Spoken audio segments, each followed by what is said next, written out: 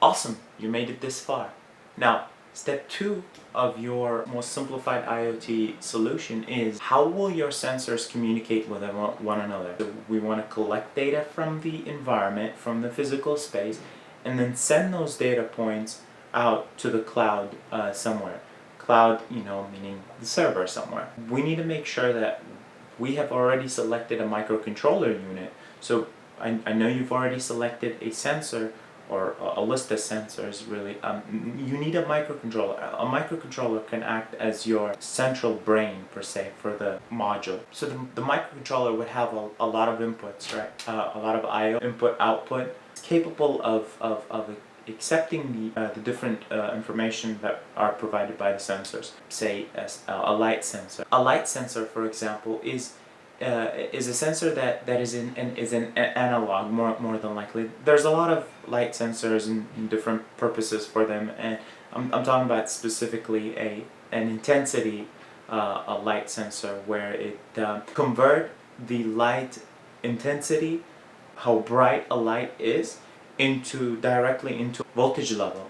So it would be directly proportional to the voltage output. Your microcontroller would be programmed to detect these differences, to detect these changes in the voltage. If you imagine a microcontroller as its purpose in this case being just a multimeter. So after you've selected the microcontroller, now we want to jump on to the next part, and the important part really is selection of a protocol that you want to use to have your IoT device to communicate with the cloud. There are many of them. You have 3G, 4G, you could use LTE, you could use Wi-Fi, you could use Zigbee, Z-Wave, and so on. The list could just keep going from there.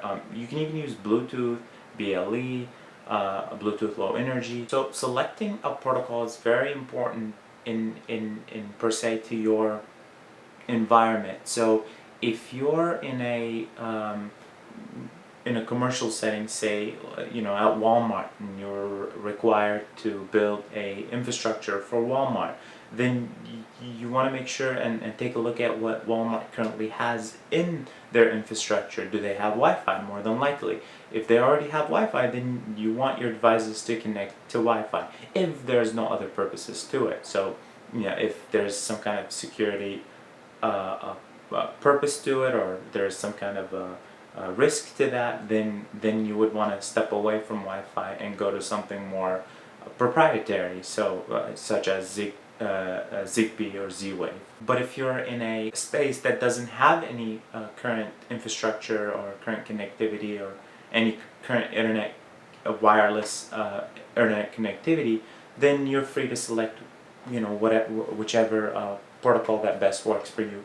I recommend really looking at what it is that you want to build and what are the technical requirements that you have. Also, if you read on below, you see a full list of some of the important questions to ask when you're looking for or selecting a protocol. So after you select that protocol, pick out a development board for it. Just kind of the same way how the sensors work. You want to also get a development board for that specific protocol. I'll be listing some of the protocols as well as their development boards for you to take a look at and see what you think.